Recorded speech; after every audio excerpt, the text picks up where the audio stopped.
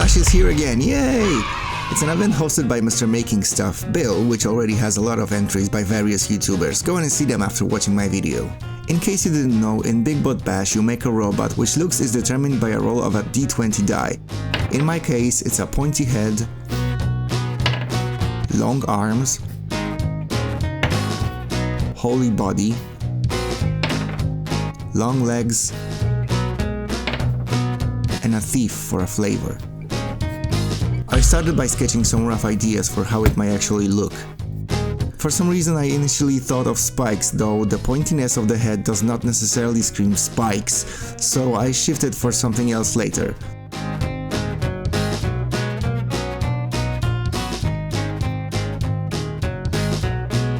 For the torso, I thought of a series of compartments in which the bot could store some loot, and toyed with the idea for a little while, but then changed my mind in favor of something that will actually fit into his backstory, which I will share later. Also, note that I'm doodling just to get those rusted gears in my head rolling and get some sort of a picture, which doesn't need to be that particular design in the end. Well, you'll see.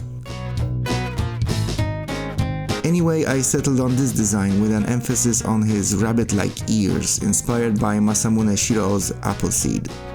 With that, I went on with the assembly. I started with a torso, which will be this cheap toy robot with those very useful bolt joints. But not the actual torso, rather its back. I also used some parts of this posable action figure dummy, also found very cheap. To make the arms long, I used some tubes from soap dispensers. Tubes and ball joints are actually the VIP of this build. And by cutting and squeezing the dummy parts into the tubes, I ended up with a pair of arms to which I will return later to add some other things. I didn't like those engine exhausts there, so I cut them off, but saved that for another time.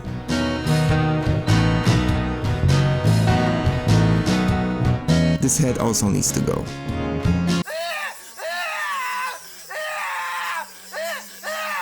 Sorry buddy. For the legs, it's more of the same tubes and dummy joints. I made it this way because I want this bot to be fully posable. The legs will also get an upgrade in a short while.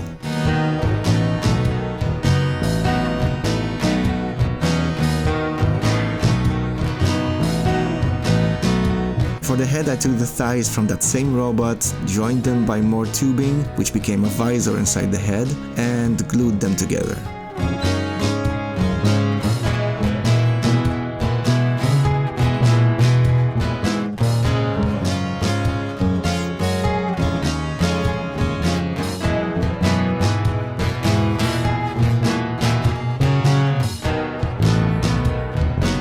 From yet another cheap robot, I took an arm and combined it with a socket from the dummy.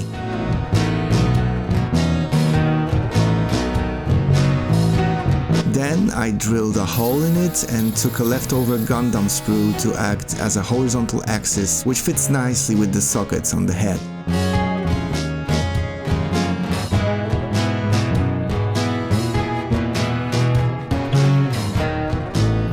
With that, the head was almost done. I'll come back to it in a bit. Remember when I said I'll come back to the arms? Yeah, I forgot about the elbows, so I took some links from that fidget toy everybody uses and combined them with the arms, adding that rubber tubes taken from bike brakes and a thicker isolation tube for the lower arm. To secure the joints in place, I used heat shrinks.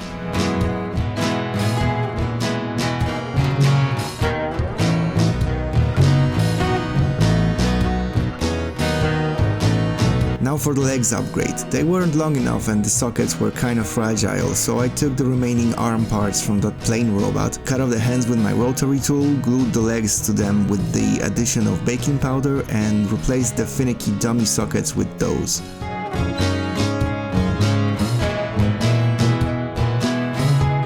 I did the same with the upper arms.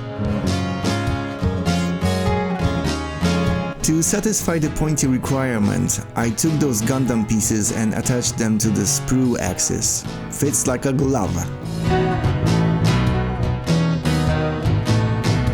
To add more greeblies, I cut some vents from the plane robot, ending his life for good, and glued them in place of the holes left by the previous vents. But wait! Wasn't it supposed to be full of holes, you may ask? Well, yes, but I had a different hole in mind. Not that one, you deviants! But before that I added this thing, which was a part of a toy from a surprise egg, I guess. To be his spine? I don't know, but I needed something on his back. Also, I glued a knockoff Lego piece to the underside of the head for its mouthpiece.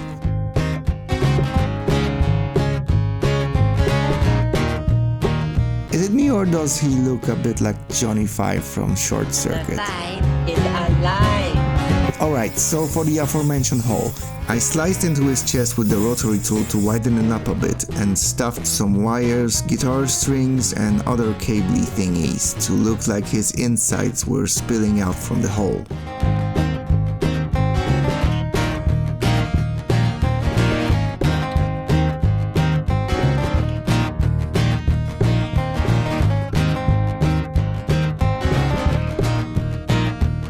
From an old bag I cut this leather-like material and made a pouch. I didn't feel like sewing, so I just glued the fabric together and added another leather strap.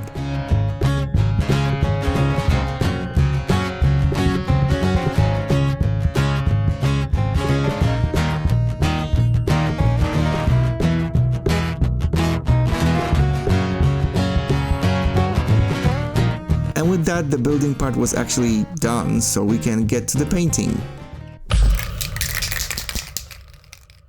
I primed the robot black and added a white zenithal highlight, and after this I dry brushed the entire thing with the silver paint. I used gold and silver oil pen to highlight the wires and other various places.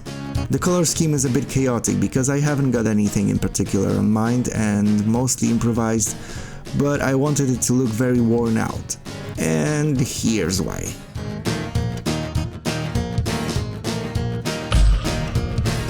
Orville. Designated Unit 0RV3E, though he preferred just Orville, it felt less like an assembly line reject, had a problem.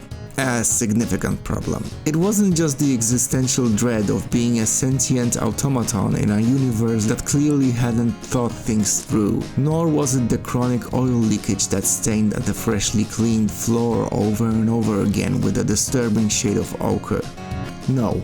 Orville's primary issue was a gaping, fist-sized hole right in the middle of his chest. He hadn't the foggiest idea of how it got there. One minute he was diligently sorting bolts in warehouse 42, the next, wham! A crippling and depressing feeling of being incomplete. The warehouse supervisor, a particularly unpleasant Roomba named Reginald, brushed off this fact simply by claiming that Orville was just too lazy and is making excuses just not to work, before he went off to report a sudden appearance of a shovel with some metal parts and wires sticking out from the warehouse wall at a funny angle. The hole, however, had created an unforeseen side effect for Orville, an irresistible urge to acquire shiny things.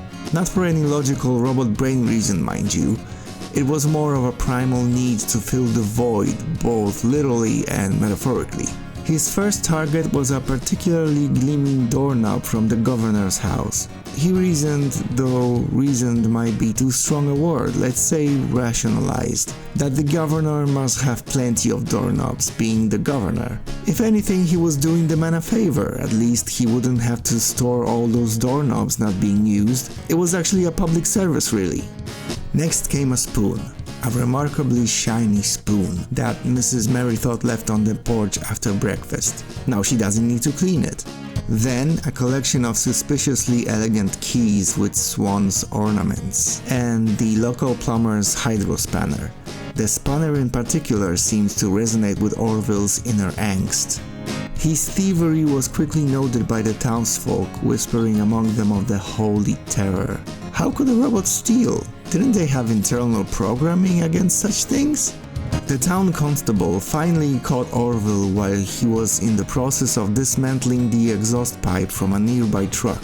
You're under arrest for unauthorized relocation of municipal accessories.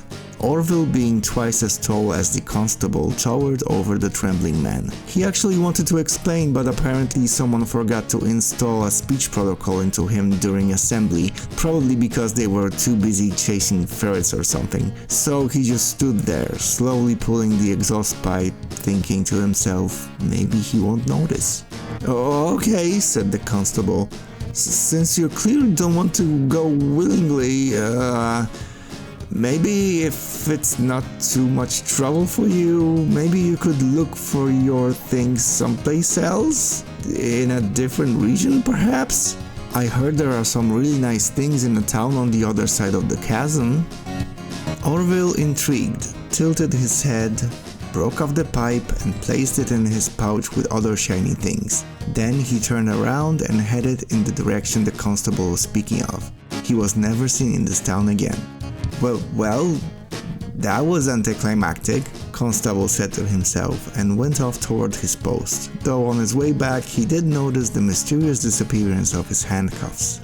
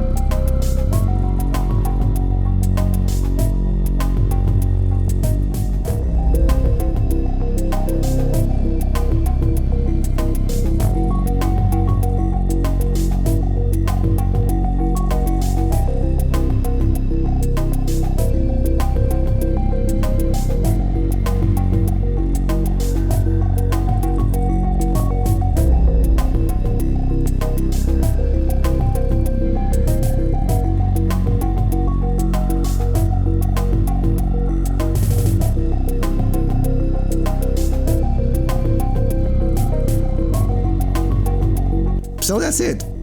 Thanks for watching my build. If you liked it, hit that like button, subscribe and all that good stuff. It's a big help for a small guy like me and I'd appreciate it very much. Anyway, I'll see you next time, have a nice coffee and stay hydrated. Bye!